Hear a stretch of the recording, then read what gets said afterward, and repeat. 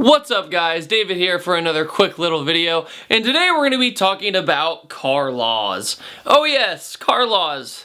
The things enthusiasts like you and me hate. No, I'm not going to be talking about speed limits. We already covered all that kind of crap in this episode. This is more about the crazy fuss that has been going around this month about the EPA. Now the EPA has been a big story about car people lately, and that is because they are trying to implement new laws enforcing more about emissions and that sort of thing, but it seems like under the small text there's more to it. I'm talking about modification today because it is the biggest part of our culture. Modifying your car is so important to us, and I'm here to tell you why it's stupid for the EPA to think that modifying a car or any kind of parts dealer should be considered a criminal. Look, we have a few laws out there about emissions, modifying, all these things. Every state is different for those of you who aren't in the United States,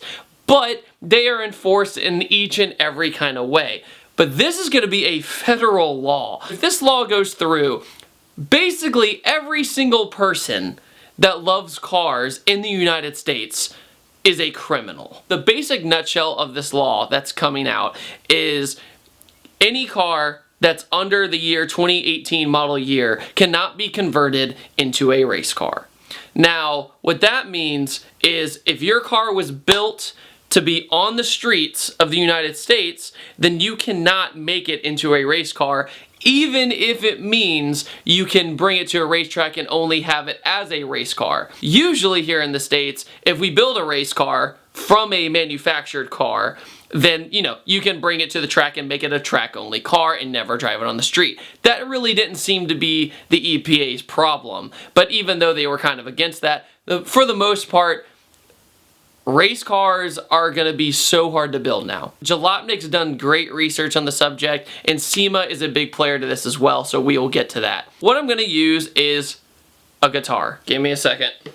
I'm so bad at putting on guitar straps. So I love comparing cars to music. Why? Because they're both very expensive hobbies. The parts market in the car world is worth about $36 billion. $36 billion.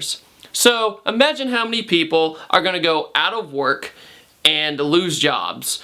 And not only that, there's going to be so much less money in the economy overall when it comes to that section of the market. The automotive world will completely change in the United States.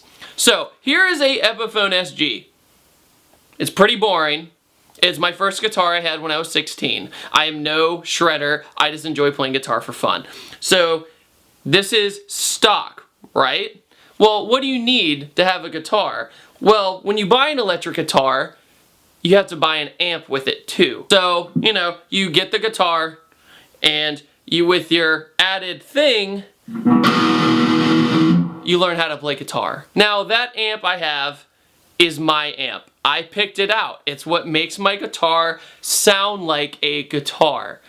Now, imagine you just bought your new sports car, and you wanted it to sound a little bit different.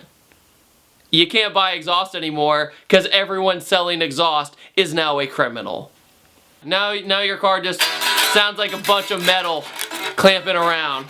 Now this is an Ibanez SG. Yeah, you heard me right. This was a lawsuit guitar due to Ibanez produced the SG and Gibson didn't like it. So they only made a few of these. When I say a few, it's like I don't even know how many. But they went out of the market because of that. We're going to compare this to restoring an old car. This is a very old guitar. It was my dad's very first guitar from his paper route. That's how old this is. Now, this went through a flood in Roanoke, Virginia in 1986 and was completely destroyed. Thankfully, the market out there was enough for me to rebuild this guitar and restore it for my dad. I gave it to him for his birthday. Now, that means I had to modify the pickups. I had to modify these because these were only made by Gibson, so they didn't fit Ibanez head. So I modified this guitar. Now, out of these two, which one has a better story? The one that came out of the factory or the one that came out of this? more people got benefits of me restoring this guitar. Look, now the entire internet is gonna blow up saying, well, that's a stupid comparison because of global warming, emissions, and all that stuff. I'm not here to argue about that. I'm here to argue for the people that worked hard to build businesses in the aftermarket community because it benefits such a great and big culture. Cars are such a huge culture, and in my opinion, the EPA is just too blind to really see what they're doing. They are going to make millions of people criminals, and that is insane. Sure, not everybody is gonna get caught. Sure, not everybody is gonna get in trouble with these new laws. But the fact that they can get away with a little bit means they can get away with a lot later.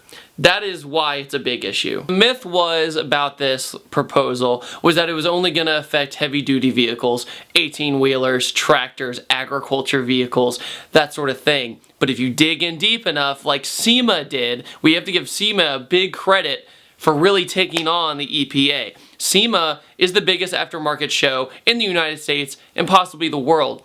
And could you imagine if shows like SEMA didn't exist in the car world anymore? So they dug in and found that a car cannot be modified from its current state to be converted into a race car. It's basically, no, you can't do it. Now, without modifying cars, what else is left in our culture? Sure, we could all buy stock cars. We could all look like cookie cutters. We could all do the exact same thing. But what's the fun in that? The reason we all join the car world is to have individuality and to have a bond over our individuality. We strive to be different over each other because we mess with our stuff.